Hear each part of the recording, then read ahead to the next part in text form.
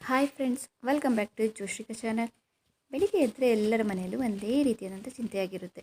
ಏನಪ್ಪ ತಿಂಡಿ ಮಾಡೋದು, ಹೊಸದಾಗಿ ಏನಾದರೂ ಮಾಡಬೇಕಲ್ಲ. ಅದು ಸಣ್ಣವರಿಗೂ ಇಷ್ಟ ಆಗಬೇಕು, ದೊಡ್ಡವರಿಗೂ ಇಷ್ಟ ಆಗಬೇಕು, ಜೊತೆಗೆ ಆರೋಗ್ಯವಾಗಿರಬೇಕು ಮತ್ತು ತುಂಬ ಬೇಗ ಆದರೆ ಒಳ್ಳೆಯದಲ್ವಾ. ಈ ರೀತಿ ಸೌತೆಕಾಯಿ ಇಡ್ಲಿ ಮಾಡಿ ಆರೋಗ್ಯಕ್ಕೂ ಒಳ್ಳೆಯದು, ಬಾಯಿಗೂ ರುಚಿಯಾಗಿರುತ್ತೆ.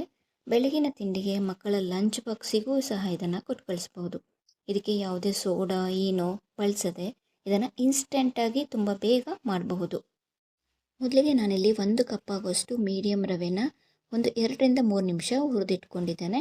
ಜೊತೆಗೆ ನಾವು ಯಾವ ಕಪ್ಪಲ್ಲಿ ರವೆ ತೊಗೊಂಡಿದ್ವೋ ಅದೇ ಕಪ್ಪಲ್ಲಿ 1 ಕಪ್ ಆಗೋಷ್ಟು ಸೌತೆಕಾಯಿನ ತುರಿದು ಈ ರೀತಿ ಹಾಕ್ಕೊಳ್ತಾ ಇದ್ದೇನೆ. ಸೌತೆಕಾಯಿ ಎಳೆದಾಗಿದ್ದರೆ ತುಂಬ ಚೆನ್ನಾಗಿರುತ್ತೆ. ಒಂದು ಅರ್ಧ ಬಟ್ಲು ತೆಂಗಿನ ತುರಿ, ಸಣ್ಣದಾಗಿ ಕಟ್ ಮಾಡಿದಂಥ ಹಸಿಮೆಣಸಿನಕಾಯಿ 2, ಸ್ವಲ್ಪ ಕರಿಬೇವಿನ ಸೊಪ್ಪು ಅದನ್ನು ಸಣ್ಣದಾಗಿ ಕಟ್ ಮಾಡಿ ಹಾಕ್ಕೊಂಡಿದ್ದೇನೆ. ಅರ್ಧ ಇಂಚಷ್ಟು ಶುಂಠಿ ಅದನ್ನು ತುರಿದು ಹಾಕ್ಕೊಂಡಿದ್ದೇನೆ. ಸ್ವಲ್ಪ ಕೊತ್ತಂಬರಿ ಸೊಪ್ಪು, ಹಾಗೆ 3-4 ಚಮಚದಷ್ಟು ಹುಳಿ ಮೊಸರನ್ನು ತೊಗೊಂಡಿದ್ದೇನೆ. ರುಚಿಗೆ ತಕ್ಕಷ್ಟು ಉಪ್ಪನ್ನು ಸೇರಿಸಿ ಇದನ್ನು ನಾವು ಚೆನ್ನಾಗಿ ಮಿಕ್ಸ್ ಮಾಡ್ಕೊಳ್ಬೇಕಾಗತ್ತೆ. ಸೌತೆಕಾಯಿ ನೀರು ಬಿಡೋದ್ರಿಂದ ಇದಕ್ಕೆ ನೀರನ್ನು ನಾವು ಹಾಕ್ಕೊಳ್ಳೋಂಥ ಅವಶ್ಯಕತೆ ಇಲ್ಲ. ಇದನ್ನೆಲ್ಲ ಈಗ ಚೆನ್ನಾಗಿ ಮಿಕ್ಸ್ ಮಾಡ್ಕೊಳ್ಬೇಕು.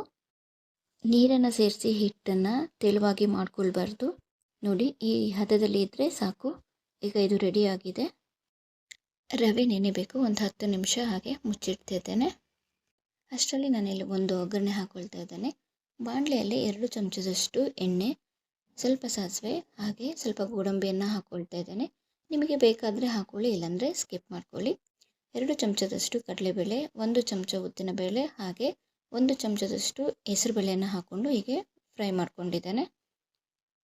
ರವೆ ಎಲ್ಲ ತುಂಬ ಚೆನ್ನಾಗಿ ನೆಂದಿದೆ. ಇದಕ್ಕೆ ಒಗ್ಗರಣೆ ಮಾಡ್ಕೊಂಡಿದ್ದನ್ನು ಹಾಕ್ಕೊಳ್ತಾ ಇದ್ದೇನೆ. ಒಂದು ಸೇರಿ ಈ ರೀತಿ ಚೆನ್ನಾಗಿ ಮಿಕ್ಸ್ ಮಾಡ್ಕೊಳ್ಳೋಣ. ನಾನಿಲ್ಲಿ ಬಾಳೆ ಎಲೆಯನ್ನು ಚಿಕ್ಕದಾಗಿ ಕಟ್ ಮಾಡಿ ಇಟ್ಕೊಂಡಿದ್ದೇನೆ. ಈಗ ನಾವು ಇದಕ್ಕೆ ರೆಡಿ ಮಾಡಿ ಇಟ್ಕೊಂಡಿರುವಂಥ ಹಿಟ್ಟನ್ನು ಸ್ವಲ್ಪ ಸ್ವಲ್ಪನೇ ಹಾಕ್ಕೊಂಡು ಈ ರೀತಿ ತೆಳುವಾಗಿ ಹರಡಿ ಇದನ್ನು ಈಗ ಫೋಲ್ಡ್ ಮಾಡ್ಕೊಳ್ಬೇಕಾಗತ್ತೆ. ಬಾಳೆ ಎಲೆ ಇಲ್ಲ ಅಂದರೂ ಇಡ್ಲಿ ಪಾತ್ರೆಯಲ್ಲೂ ಸಹ ಮಾಡ್ಬೋದು, ಚೆನ್ನಾಗೇ ಬರುತ್ತೆ.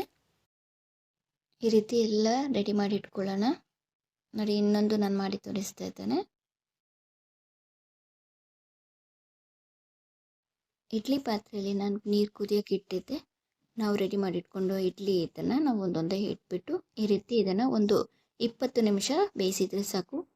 ನಾವು ಮಾಮೂಲಿ ಇಡ್ಲಿ ಎಲ್ಲ ಹೇಗೆ ಬೇಯಿಸ್ಕೊಳ್ತೀವಿ ನೋಡಿ, ಹಾಗೆ ಇದನ್ನು ಬೇಯಿಸ್ಕೊಳ್ಬೇಕಾಗತ್ತೆ. ನೋಡಿ ಎಷ್ಟು ಸಾಫ್ಟಾಗಿ ಬಂದಿದೆ ಅಂತ. ಸೋಡಾ ಆಗಲಿ ಏನೂ ಆಗಲಿ ಏನನ್ನೂ ಹಾಕದೆ ಎಷ್ಟು ಸಾಫ್ಟಾಗಿ ಮಾಡಬಹುದು. ತುಂಬಾ ರುಚಿಯಾಗಿರುತ್ತೆ, ಹಾಗೆ ಹೆಲ್ದಿ ಕೂಡ. ನೀವು ಕೂಡ ಒಮ್ಮೆ ಟ್ರೈ ಮಾಡಿ, ಹಾಗೆ ಹೇಗಿತ್ತು ಅಂತ ಕಮೆಂಟ್ ಮಾಡಿ ತಿಳಿಸಿ.